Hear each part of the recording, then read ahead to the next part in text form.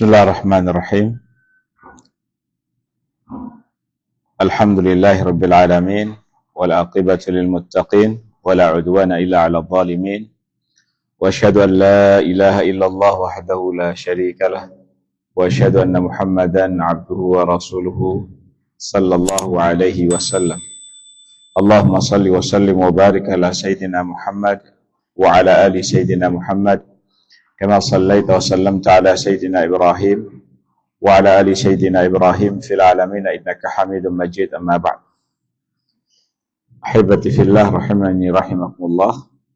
Kita lanjutkan kajian kitab Safinatun Najah. Kita sampai pada pembahasan hayawan ghairul muhtaram. Hewan atau binatang yang tidak dimuliakan. Qala al-muallifu rahimahullahu ta'ala, faslun, hayawanun ghairul muhtarami sittatun.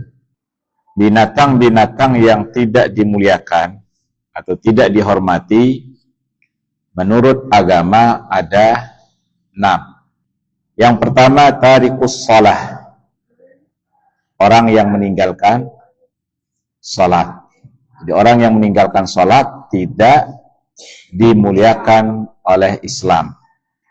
Kemudian yang kedua, wazanil muhsan, seorang penzina yang sudah menikah, baik laki dan perempuan. Nah, kalau dia berzina, maka nyawanya tidak dimuliakan oleh Islam. Wal murtad, kemudian yang ketiga adalah orang yang murtad, orang yang keluar dari Islam, baik keluarnya dengan perbuatan, sikapnya, atau ucapannya, atau keyakinannya. Yang keempat, wal kafirul harbiyu, yang keempat adalah orang kafir harbi. Apa itu kafir harbi? Insya Allah nanti akan kita jelaskan. Kafir harbi ini adalah kafir yang memusuhi dan yang memerangi kaum muslimin. Jadi dia memusuhi dan memerangi kaum muslimin. Ini kafir harbi. Jadi kafir itu ada 3 macam. Ada yang namanya kafir harbi, ada kafir dhimmi, ada kafir mu'ahad.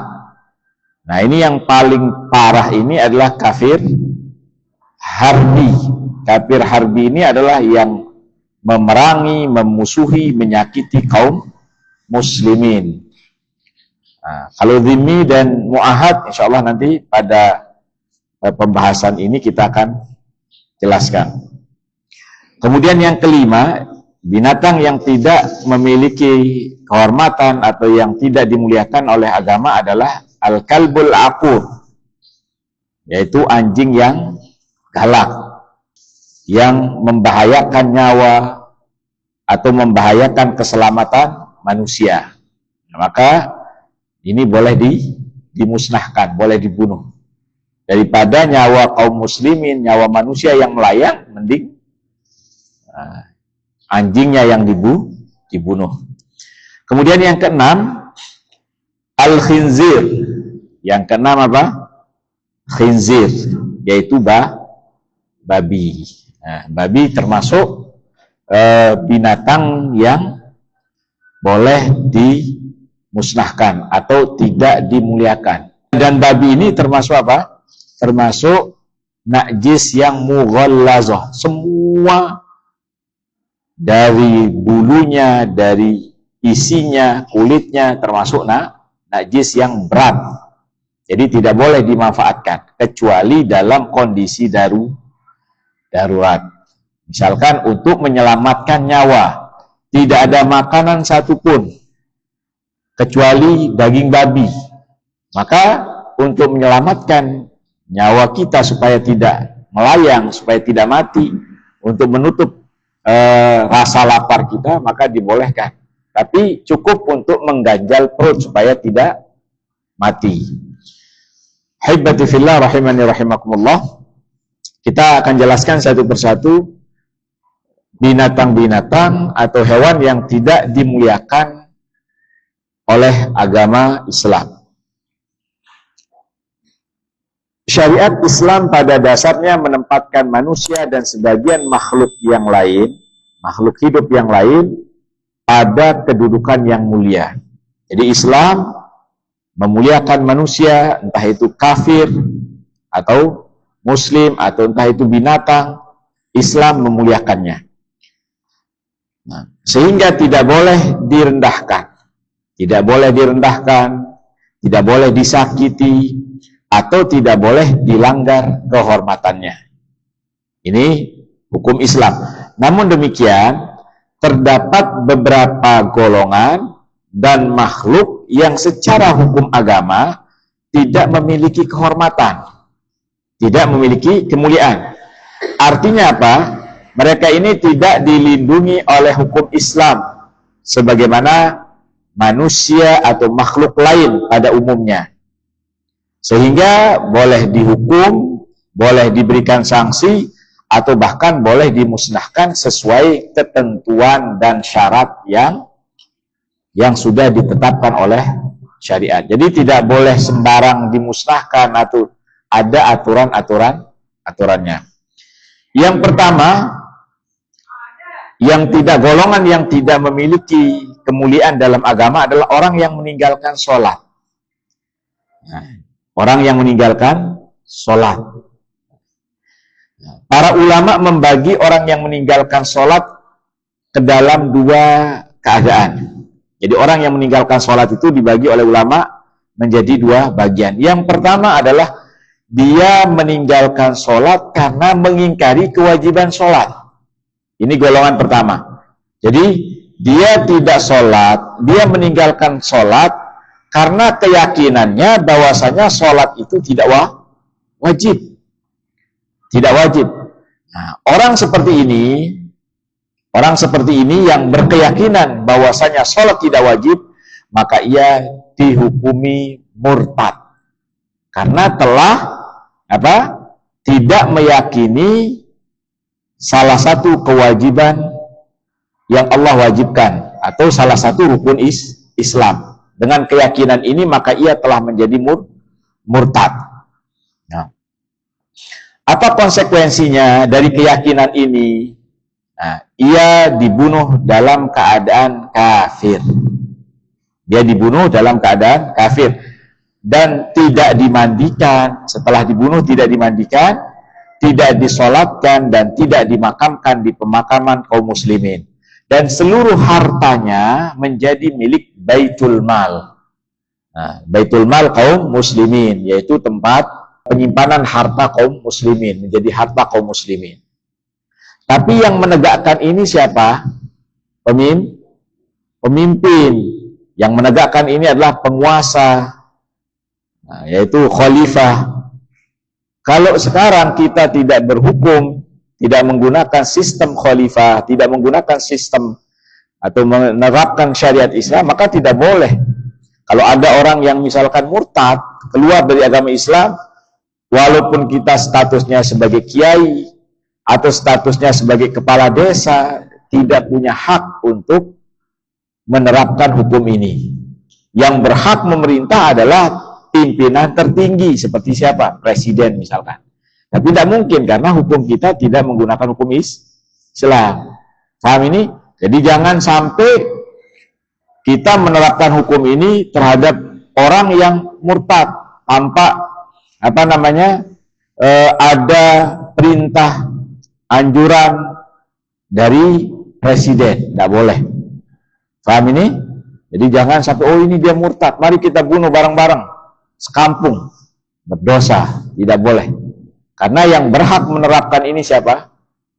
Harus berdasarkan perintah dari khalifah atau dari pemimpin tertinggi negara, ya presiden. Kalau misalkan, saya di sini sebagai kaling, saya di sini sebagai kepala desa, tidak berhak. Paham? Tidak berhak. Berarti ya sudah dibiarkan nanti hukumannya, pengadilan akhirat. Kemudian yang kedua adalah orang yang meninggalkan sholat karena malas atau meremehkan. Jadi dia malas-malasan. Kadang sholat, kadang enggak. Dia malas-malasan. Tapi dia berkeyakinan sholat itu wajib. sholat itu rukun Islam, tapi dia males sholat, entah karena mungkin capek, entah dengan berbagai macam alasan. Nah, orang seperti ini dia yustatab oleh penguasa kaum muslimin, oleh pemimpin kaum muslimin, diminta untuk bertaubat.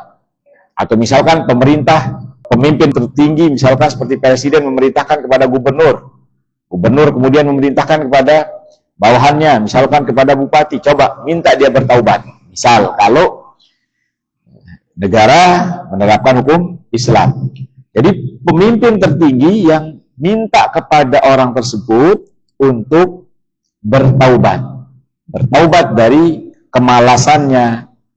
Nah, kalau dia bertaubat kemudian dia menunaikan sholat, kemudian rajin sholat, maka sudah, itu lebih baik. Tapi kalau dia malas, tidak mau bertaubat, saya meyakini akan kewajiban sholat, tapi saya malas sholat, capek dan seterusnya. Kalau sudah diminta bertaubat dan dia tidak bertaubat, maka oleh penguasa kaum muslimin, oleh penguasa, ingat ini, nah, tidak boleh organisasi menerapkan had ini, hukuman ini. Misalkan, oh kita yayasan ini, karena dia adalah murid kita berlakukan hukum, tidak boleh. Paham?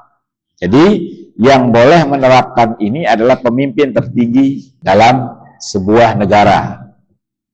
Nah, jadi diminta bertaubat. Kalau dia tidak mau bertaubat, maka barulah ditegakkan hukum had ini, hukuman mati. Kemudian setelah dia mati, dia tetap disolatkan, dia masih statusnya sebagai muslim menurut pendapat jumhur ulama. Jadi pendapat dari kalangan Malikiyah, Hanafiyah, Syafi'iyah, jumhur ulama, dia masih dikategorikan sebagai seorang muslim yang fasik, ahli maksiat, ahli kabair, orang yang melakukan dosa besar. Nah, maka disolatkan, dikafani, kemudian dimakamkan di pekuburan kaum muslimin. Ini menurut jumhur ulama. Tapi menurut mazhab Hambali, dia dihukumi kafir karena melalaikan dan malas-malasan untuk sholat, dihukumi kafir. Nah, karena berdalil dengan hadis Nabi Shallallahu Alaihi Wasallam, al-ahdul ladzi bainana wa bainahum as-shalah. Perjanjian antara kita dengan orang-orang kafir itu adalah sholat. Faman tarakaha faqad kafar. Barang siapa yang meninggalkannya, maka dia telah kufur. Ini bagi mereka yang meninggalkan karena malas-malasan atau meremeh-remehkan. Dia tetap dianggap muslim tapi fasik dan pelaku dosa besar. Pelaksanaan hukuman mati ini bagi mereka yang meremehkan hanya dilakukan dengan memenuhi syarat. Ada beberapa syarat. Pertama, ia meninggalkan sholat tanpa adanya uzur syar'i. Dia tidak sholat karena ada uzur syar'i. Bukan karena dia ketiduran atau bukan karena dia lupa. Paham? Ada uzur syar'i. Ini dia sengaja tidak mau sholat. Nah. Yang kedua, ia benar-benar melewatkan sholat hingga akhir waktunya. Jadi tinggalkan, betul-betul habis akhir waktunya. Jika sholat tersebut memiliki waktu jamak dengan sholat setelahnya, maka ia belum dihukum sebelum berakhir waktu jamak tersebut. Jadi waktu yang bisa dijamak adalah waktu zuhur dengan asar, maghrib dengan isya. Nah, jadi kalau seandainya misalkan dia meninggalkan zuhur dan sudah asar, itu belum dihukum sampai habis waktu kedua sholat ini. Karena zuhur dengan asar kan boleh dijamak. Nah, sampai habis waktu, sampai terbenam matahari, nah, barulah diminta bertaubat. Atau maghrib dia tinggalkan sampai isya, belum dihukum sampai terbitnya fajar atau waktu sholat subuh. Berarti berakhirlah dua waktu ini. Nah, kalau dia meninggalkannya, maka tetap diminta bertaubat. Kalau tidak, maka dihukum atau dibunuh karena dia melalaikan sholat. Kemudian yang ketiga, syarat yang ketiga, hukuman hanya diberikan setelah adanya perintah dari imam. Jadi hukuman ini dilakukan kalau ada perintah dari imam. Siapa imam? Pemimpin tertinggi, presiden. Nah, kalau tidak ada perintah dari imam, maka tidak boleh dilakukan. Jangan, oh ini, ayo kita terapkan di desa kita atau di yayasan kita. Nah, tidak boleh. Harus ada perintah dari pemimpin tertinggi. Kemudian yang keempat, ia telah diminta bertaubat. Jadi hukuman itu diterapkan setelah diminta bertaubat.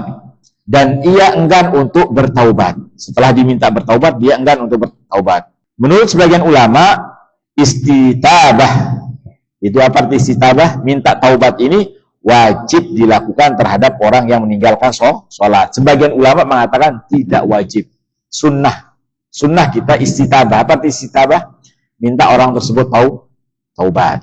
Kemudian yang kedua, golongan yang tidak memiliki kehormatan atau yang tidak dimuliakan dalam agama Islam. Orang yang berzina muhsan, az-zanil muhsan. Apa itu az-zanil muhsan? Orang yang sudah menikah kemudian dia berzina. Laki maupun perempuan, kalau dia berzina maka wajib dirajam sampai meninggal.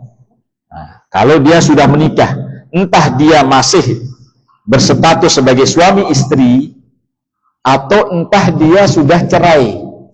Misalkan ada suami istri, dia masih ikatan suami istrinya masih. Kemudian si istri berzina dengan orang lain, maka si istri ini berhak diberikan hukuman rajam. Atau misalkan dia sudah bersuami istri tapi cerai.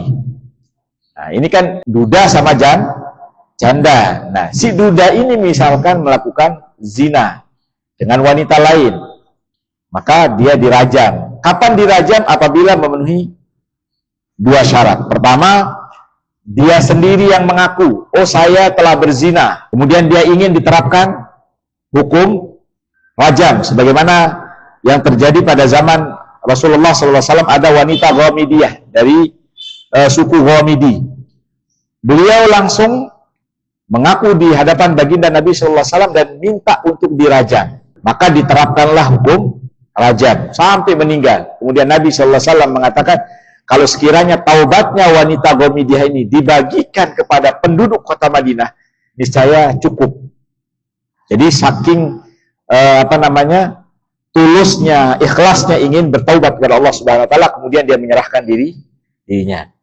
Jadi pada zaman Nabi kalau nggak salah dua terjadi, ada Ma'iz satu sama wanita Al-Ghamidiyah ini diterapkan. Jadi dia sendiri yang ngaku. Atau misalkan dia tidak ngaku, tapi ada saksi 4 orang yang adil. 4 laki-laki yang adil, yang terpercaya, persaksiannya jujur. Nah, maka ini seperti ini diterima, kemudian barulah diterapkan hukuman. Itu pun dengan syarat-syarat yang lain, diperiksa dulu apakah ini dia sedang mengandung. Kalau dia sedang mengandung, biarkan dia sampai melahirkan dulu.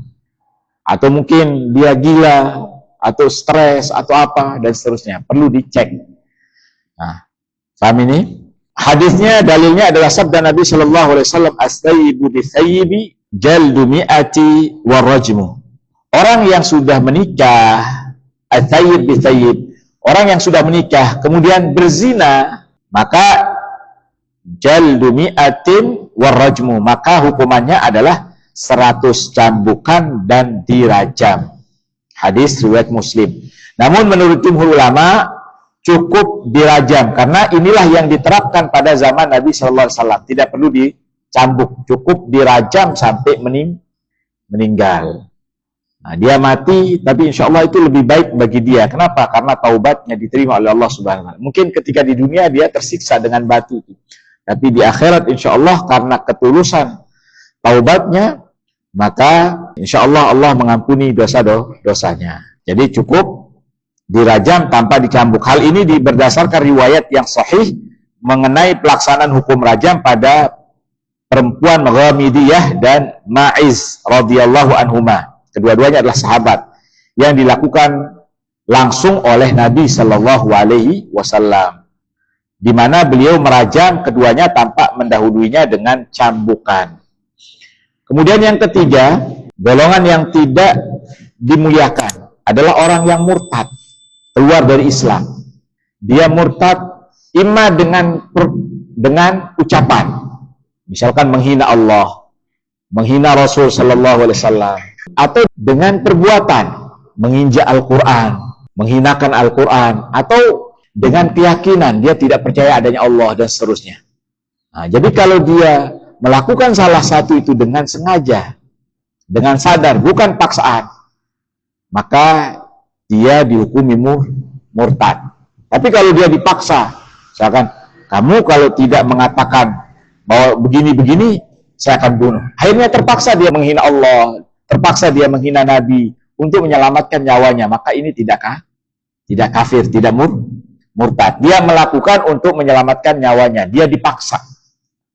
Nah, tapi kalau dia melakukan atas dasar kesadaran, dia tahu hukumnya, kemudian dia sadar, tidak dipaksa, maka dia dihukumi murtad. Maka orang-orang murtad wajib diminta untuk bertaubat terlebih dahulu dan diberi kesempatan kembali kepada Islam. Tapi kalau dia kokoh tidak mau bertaubat dan tidak mau kembali kepada Islam, nah, maka barulah ditegakkan had tersebut. Jadi setelah ditegakkan hujah, dikasih penjelasan, ia tetap menolak untuk kembali kepada Islam, maka penguasa berwenang, yaitu penguasa tertinggi, boleh menjatuhkan hukuman mati atas orang tersebut. Rasulullah Sallallahu Alaihi Wasallam bersabda, "Man baddala dinahu faqtuluh." Barang siapa yang mengganti agamanya, murtad, maka bunuhlah dia. Nah, ini yang mengeksekusi siapa? Penguasa, bukan sembarang orang. Atau misalkan, oh ini, ayo kita rame-rame membunuh, maka semuanya berdosa. Tidak boleh, karena yang berhak melakukan hukuman itu adalah penguasa yang sah, yang menjalankan syariat Islam. Kemudian yang keempat, yang tidak dijaga kehormatan dan kemuliaannya adalah orang kafir harbi. Siapa kafir harbi? Adalah orang kafir yang secara nyata, secara terang-terangan memerangi Islam dan kaum muslimin, menyakiti, memusuhi kaum muslimin. Misalkan negara kafir menyerang, memusuhi, maka kehormatan mereka tidak dimuliakan dalam Islam. Nah, jika kita mampu untuk melakukan serangan balik, maka kita lakukan. Paham? Nah, serta tidak memiliki perjanjian damai dengan negara Islam. Orang kafir yang secara nyata memerangi Islam dan kaum muslimin dan tidak memiliki perjanjian damai. Tidak ada perjanjian damai dengan negara kafir tersebut. Sebagaimana kafir dhimmi dan kafir mu'ahad. Jadi kafir itu ada tiga. Ada kafir harbi. Kafir harbi ini yang terang-terangan memerangi, memusuhi kaum muslimin dan orang Islam. Kemudian yang kedua, kafir dhimmi. Siapa kafir dhimmi? Kafir dhimmi ini adalah non-muslim yang hidup di wilayah kekuasaan Islam. Dia hidup di wilayah Islam, di negara Islam. Dan dia tunduk pada hukum-hukum Islam. Dia patuh dan membayar fidyah. Kalau diminta membayar fidyah, dia membayar. Tunduk dengan aturan yang ada. Dia tidak berani melanggar. Hanya saja dia tidak sholat, tidak puasa, tapi tidak melanggar aturan-aturan yang ada. Misalkan tidak membunuh orang, maksudnya. Apa ketentuan, aturan-aturan yang ada, dia tetap jalankan. Hanya saja dia tidak memeluk Islam. Nah, dia hidup damai di wilayah kaum muslimin dan dia membayar jizyah, upeti. Nah, sehingga mereka dilindungi serta memiliki hak-hak tertentu. Dia dilindungi oleh negara, kemudian memiliki hak-hak tertentu. Contohnya adalah non-muslim yang hidup di bawah pemerintah Islam dengan status warga tetap, dia sebagai warga negara. Seperti kaum Nasrani atau Yahudi yang tunduk pada perjanjian dan hukum negara Islam. Nah, kemudian yang ketiga, kafir mu'ahad, yaitu non-muslim yang memiliki perjanjian damai dengan kaum muslimin. Dia ada perjanjian damai. Nah, jadi kafir mu'ahad ini adalah kafir yang ada perjanjian damai dengan kaum muslimin. Misalkan Indonesia, negara Islam misalkan, punya perjanjian damai dengan negara kafir, misalkan dengan Amerika misalkan. Paham? Kemudian baik sementara maupun permanen, baik perjanjian ini sifatnya sementara, hanya berlaku beberapa tahun, atau untuk selama-lamanya. Contoh, warga dari negara non-muslim yang terikat kesepakatan damai atau gencatan senjata dengan negara Islam. maka tidak boleh dihinakan atau dibunuh. Contohnya misalkan warga negara kafir, dari penduduk misalkan dari negara kafir yang datang ke Indonesia dalam rangka untuk siyahah, wisata, maka tidak boleh kita ganggu karena mereka sudah mendapatkan jaminan keamanan oleh pemerintah. Maka tidak boleh diganggu, oh ini orang kafir. Kemudian dia rampok, tidak boleh diambil hartanya, tidak boleh diganggu. Karena mereka ini warga non-muslim yang pemerintah mereka sudah melakukan perjanjian damai dengan Indonesia. Ada hubungan antar negara. Maka tidak boleh kita siksa, tidak boleh kita sakiti, tidak boleh kita ganggu. Kecuali kalau mereka misalkan mengganggu aturan yang ada, ya tinggal kita sampaikan, kemudian kita serahkan kepada yang berwajib. Tidak boleh kita main hakim sendiri. Kemudian yang kelima, yang tidak dimuliakan kehormatannya adalah anjing yang galak. Anjing yang galak.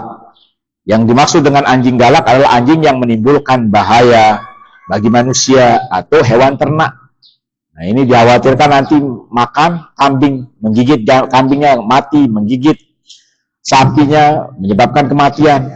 Nah, ini menggigit, menyerang, atau berpotensi menularkan penyakit yang membahayakan, seperti rabies, dan seterusnya. Maka ini boleh dimusnahkan. Kalau mengganggu keselamatan dan nyawa manusia atau binatang ternak. Tapi kalau tidak mengganggu, bahkan dia sebagai penjaga rumah, penjaga kampung, maka ya tidak boleh. Paham? Tidak boleh. Ini yang kalau dia galak ini baru yang mengganggu. Seperti yang terjadi di mana? Di Lombok Tengah. Ketika ada seorang anak yang lari kejar layangan, kemudian digigit oleh 2 atau 3 anjing sampai dia mati. Nah, ini harus dimusnahkan ini supaya tidak menghilangkan nyawa manusia. Sebagaimana sabda Nabi sallallahu alaihi wasallam, "Uqtulul kilab." Bunuhlah anjing-anjing. Wa fi riwayah, di dalam riwayat yang lain, al-kalbal aqur, yaitu anjing yang galak. Kemudian yang keenam, yang tidak dimuliakan di dalam Islam adalah babi. Karena babi adalah hewan yang oleh syariat diharamkan secara mutlak, tidak boleh dikonsumsi. Entah kepalanya, entah kulitnya, entah dagingnya, entah apapun tidak boleh dikonsumsi. Entah bulunya, kan sekarang bulu babi dipakai sebagai sikat. Makanya hati-hati, ada kode tertentu yang bahwasanya dia terbuat dari bulu babi. Maka hati-hati. Tapi kalau tidak tahu ya tidak masalah. Tidak ada hukuman bagi orang yang tidak tahu. Jadi secara mutlak babi itu tidak dibolehkan dikonsumsi. Dagingnya, lemaknya maupun apa. Walaupun rasanya misalkan lezat kata mereka, ya tidak boleh. Tapi bagi kaum muslimin yang tinggal di tengah-tengah kaum muslimin, jangankan makan, lihat saja jijik. Dalam fikih Islam, babi itu dihukumi sebagai najis mughalladhah, najis yang berat. Sehingga tidak hanya haram dimakan, tetapi juga tidak boleh dimanfaatkan kecuali dalam keadaan darurat yang dibenarkan oleh syariat. Dalam keadaan darurat. Seperti apa darurat misalkan? Ya seperti dia tidak memiliki makanan apapun, air tidak ada, makanan apapun, yang ada hanya babi. Tidak punya makanan apapun. Misalkan dia di padang pasir. Dia di tengah-tengah padang pasir, kemudian dalam kondisi kelaparan. Kalau dia tidak memakan sesuatu, maka nyawanya akan melayang. Yang ada di situ babi atau bangkai. Boleh enggak? Dalam kondisi darurat.